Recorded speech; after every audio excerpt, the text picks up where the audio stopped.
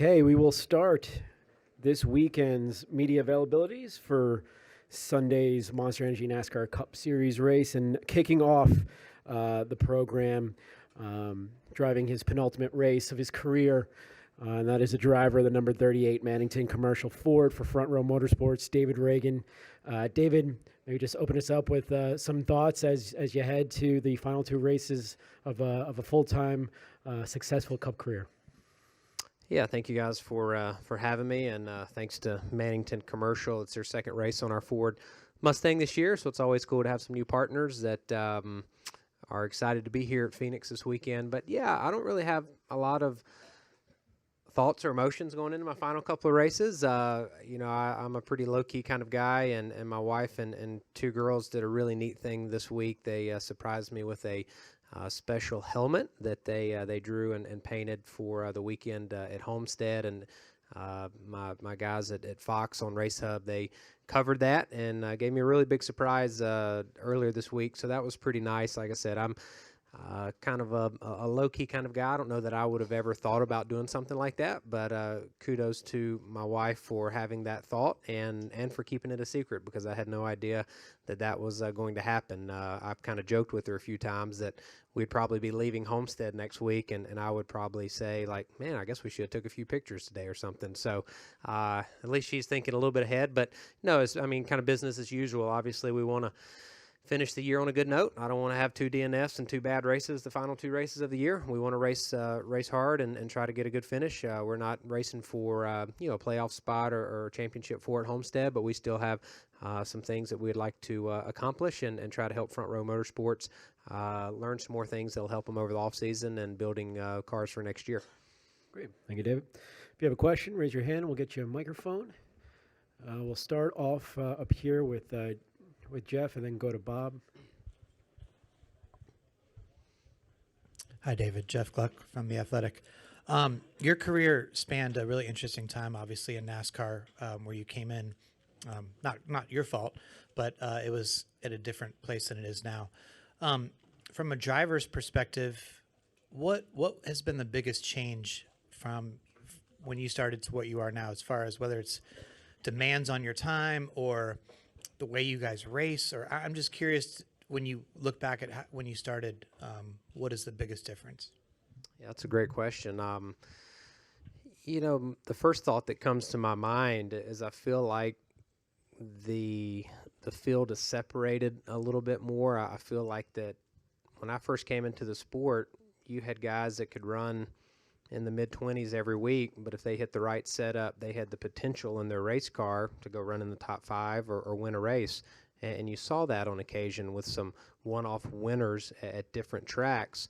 And I think that's harder than ever today because the top two or three teams, with so many rule changes that we've had the last couple of years, they have separated themselves from the rest of the pack. But that separation's not that big. It's only a few tenths, but that's a very important couple of tenths of a second. And so you don't see that many surprise winners anymore, at least from my perspective, in the last few years. Obviously, a Talladega or Daytona can be a little bit of a crapshoot, but even there, you don't see that anymore, certainly at a track like a Phoenix or a short track or even at a road course. And so I felt like that there was a 12, 13 years ago, you could be 25th in points and have just a mediocre season going, but you hit it just right and you had the potential to get up there to the top five. So I think that's kind of gone away. And I feel like that the biggest reason is some of the rule changes. Those top two or three teams have broken away from everyone else. And also they are so smart, they don't make many mistakes like they used to.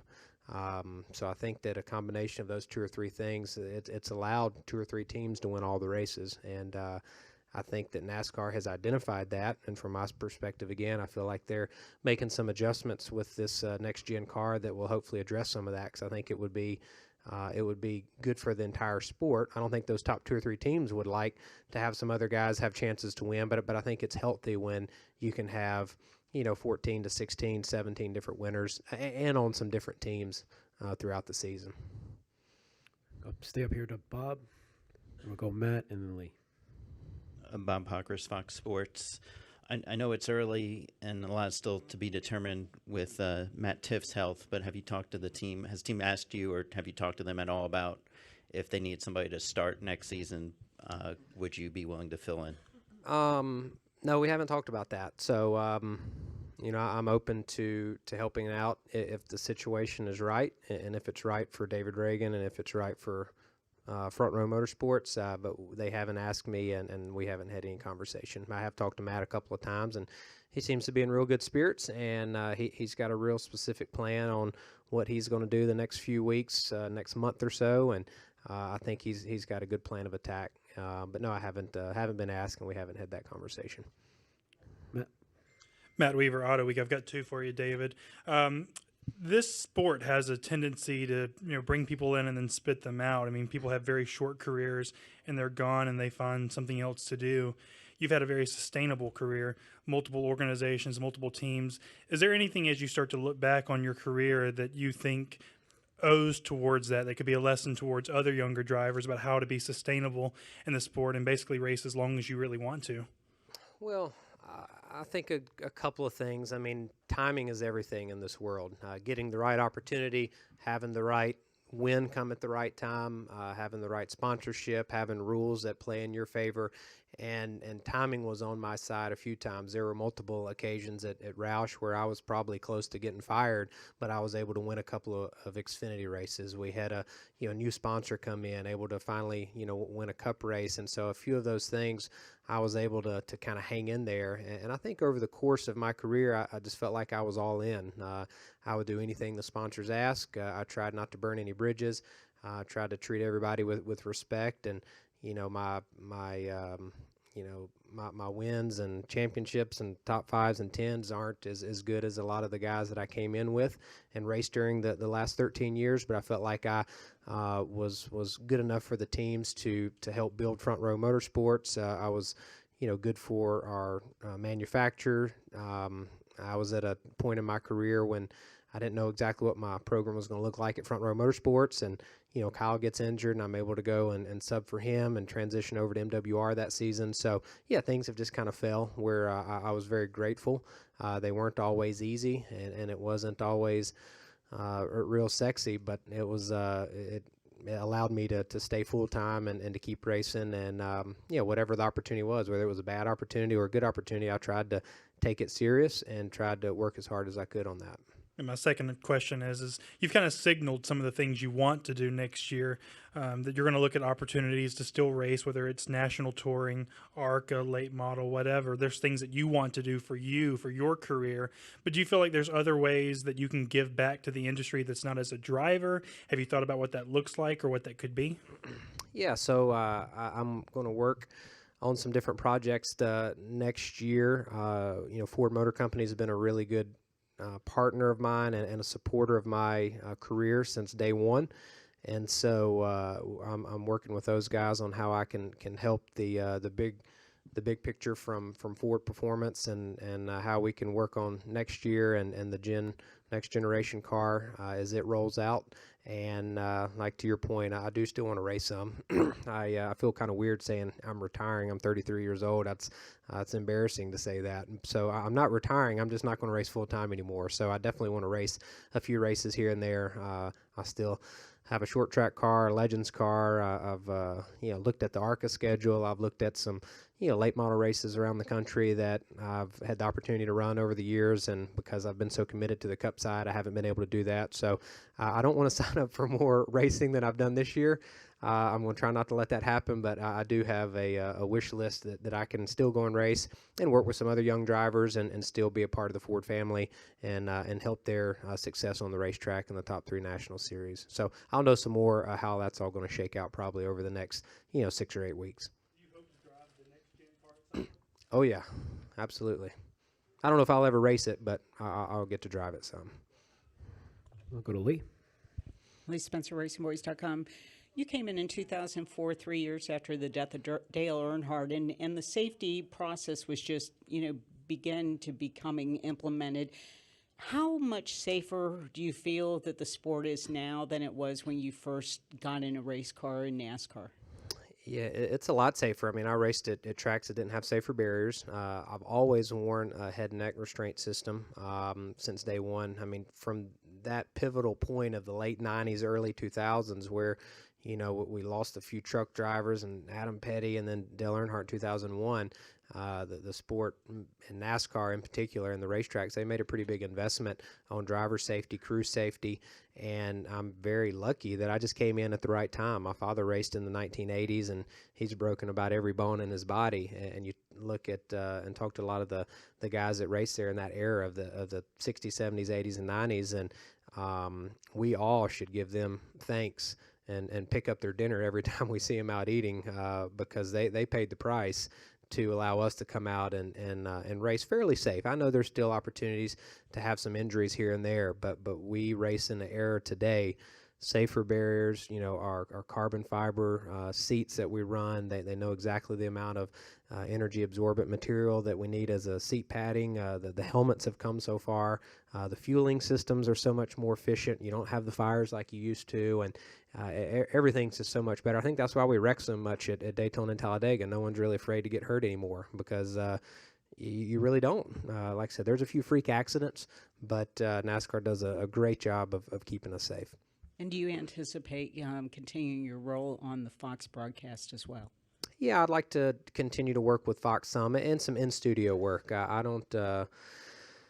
I'm not a big fan of flying commercial, and I don't want to go to all these racetracks all the time, so I do want to stay home some and be home on Saturdays and Sundays. But, yeah, Fox has been really good to me the last few years. That they tell a great story, as both of our TV partners do in NASCAR. And so I've been very grateful to have a small role with them and being able to give my insight on what's going on the racetrack and throughout the week. So hopefully I can keep my fingertip on some of the pulse of what's happening in the sport, so I can give a little bit of opinion on a few shows here and there. So, yeah, hopefully I'll still be able to do that a little bit. Go to Wolfgang. I have two questions. David, can you give some explanation? I mean, from the outside, back from Europe, I didn't really catch it. What was the main reason that you leave NASCAR as a full-time driver? Yeah, the main reason, the commitment level to be the best driver that I can be requires 24/7 commitment. You've got to be mentally committed all the time. You've got to be thinking about the race car, thinking about your sponsors. How can you do a better job on social media, interacting with your fans, promoting your team?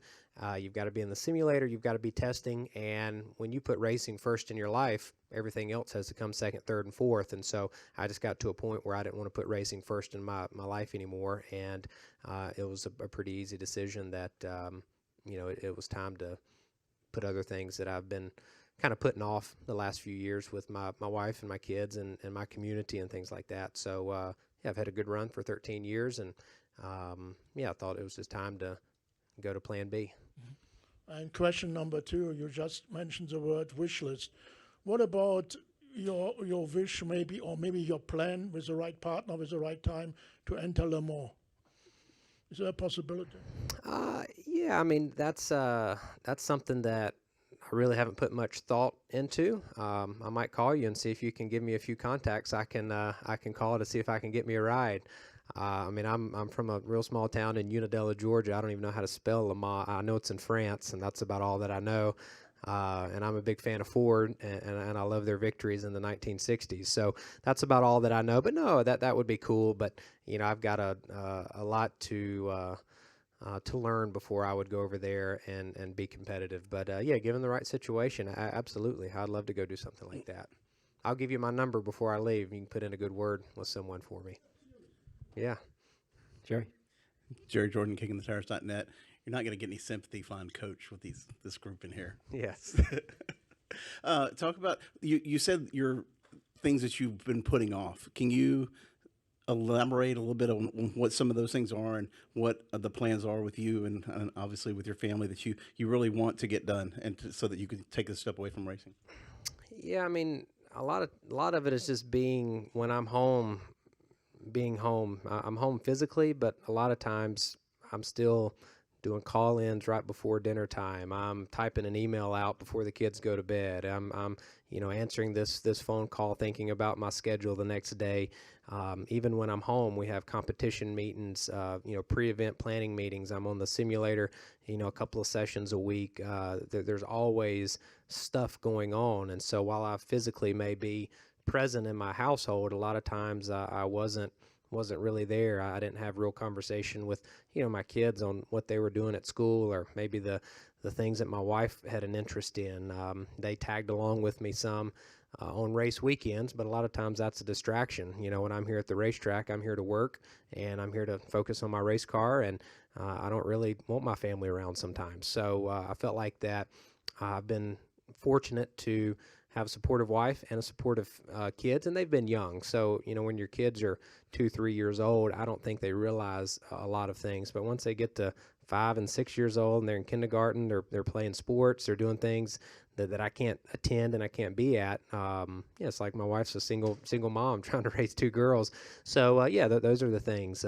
They played soccer this year, and I got to go to about 20 minutes on Saturday morning before Roval practice, and that's the only time that I went to one of their games or practices. They do gymnastics on Monday afternoons. Well, that's our competition meeting. So on occasion, I'll skip a competition meeting, but that's not fair to my team. It's not fair to our sponsors, all the employees working. So again, you have to be committed, and I think that some drivers can play the fence, and I didn't want to do that. Like I said, I didn't need the money. It's not important for me to just be quote unquote NASCAR driver if I'm not going to give it 100%. So I don't think that's fair for the companies that are spending millions of dollars on our race team, for our employees that are making a sacrifice. And so I think if you're going to be a NASCAR driver, you've got to be all in. So going forward, I just wasn't prepared to do that, and I didn't want to do that to Bob Jenkins and Ford Motor Company. So so those are some of the things that just being normal. Go to the grocery store, cut my own grass, do some normal things. That's something that I look forward to doing. Then we'll wrap it up here in front with Dustin. Dustin Long, NBC Sports. Do you foresee a role where you could be like a driver coach? Are you kind of talking about some of the stuff you're doing with Ford? It sounds like you're going to be like a test driver to some degree with maybe the next gen. Is that a post-driving career opportunity or an idea that while you're doing other racing to still have your hand? I almost think of, to some degree, maybe a little like a Josh Wise or somebody, maybe not to that degree, but something along those lines. Yeah, absolutely. Like I said, we've had some discussions, and tentatively, I've got a kind of an idea of some things that I feel that strongly about that I can bring to the table, and ways that I can help some specific teams, some specific drivers, and some new programs that are going to be getting off the ground. So, there's several ideas like that, and I'm sure over the next 4 to 6 weeks we'll have a little bit more clarity on what that may look like, and what kind of duties I may be a part of. Yeah, I'll still be around a little bit. All right, with that, thank you so much, David. Great career. Congratulations, and enjoy your final 2 race weekends. Yeah, thank you guys for all coming out this weekend.